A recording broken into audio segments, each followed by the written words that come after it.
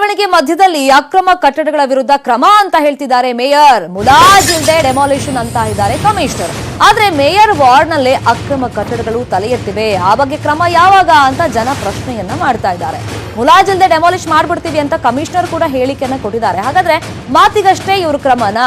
ಹಾಗಾದ್ರೆ ಯಾವಾಗ ಅದು ಜಾರಿ ಆಗುತ್ತೆ ಅಂತ ಜನ ಕೇಳ್ತಿರೋದು. ಜೋಗುಪಾಳ್ಯ ವಾರ್ಡ್ನ 6ನೇ ರಸ್ತೆಯಲ್ಲಿ ಅಕ್ರಮ ಕಟ್ಟಡ ಇದೆ. ಇನ್ನು 15ನೇ ಕ್ರಾಸ್ನಲ್ಲಿ ರಸ್ತೆ ಒತ್ತುವರಿ ಮಾಡಿ ಕಟ್ಟಡವನ್ನ ನಿರ್ಮಾಣ ಮಾಡಿದ್ದಾರೆ.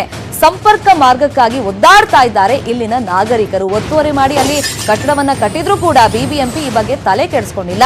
ತಾಂತ್ರಿಕ ತನಿಖಾ ಕೋಶದ ತನಿಖೆಗೆ ಈಗ ಸರ್ಕಾರ ಆದೇಶವನ್ನ ಕೊಟ್ಟಿದ್ದು, ಅಕ್ರಮ ಕಟ್ಟಡ ಅಂತ ಸರ್ಟಿಫಿಕೇಟ್ ಕೊಟ್ಟರೂ ಕೂಡ ಅಂತಹ ಕಟ್ಟಡಗಳನ್ನ ತೆರವು ಮಾಡೋ ಗೋಜಿಗೆ ಬಿಬಿಎಂಪಿ ಹೋಗ್ತಾ ಇಲ್ಲ. ಅಟ್ಲೀಸ್ಟ್ ಒಂದು ನೋಟಿಸ್ ಅನ್ನನಾದ್ರೂ ಇಲ್ಲಿ ತನಕ ಇಶ್ಯೂ ಮಾಡಿದಾರಾ?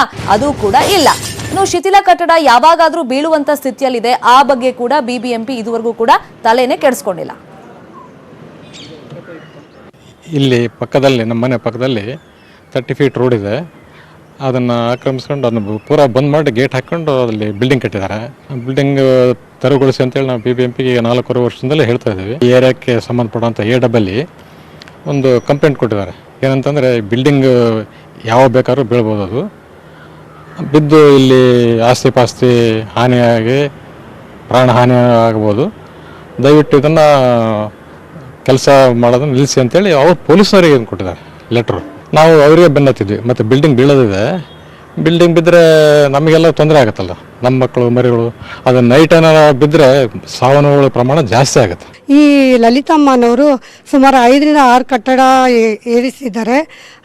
ಅದಲ್ಲದೆ ಇದು ರಸ್ತೆ ಅಂತ ಸಾಬೀತಾಗಿದೆ. ಯಾರು ಕೇಳದೆ ಇರೋದ್ ಕಾರಣದಿಂದ ಇವಾಗ ಆ ರಸ್ತೆಗೆ ಗೇಟ್ ಹಾಕೊಂಡು ಯಾರಿಗೂ ನಡೆಯೋದಕ್ಕೂ ಬಿಡೋದಿಲ್ಲ, ಯಾವ ಬರಂಗ್ ಹೋಗಂಗೂ ಇಲ್ಲ. ಇವ್ರು ಬಂದ್ಬಿಟ್ಟು ಪಿಲ್ಲರ್ ಇಲ್ಲದೆ ಇಷ್ಟು ಕಟ್ಟಡ ಏರಿಸಿದ್ದಾರೆ. ಇದು ನಮಗೆಲ್ಲ ತುಂಬ ಭೀತಿ ತಂದಿದೆ ಸರ್.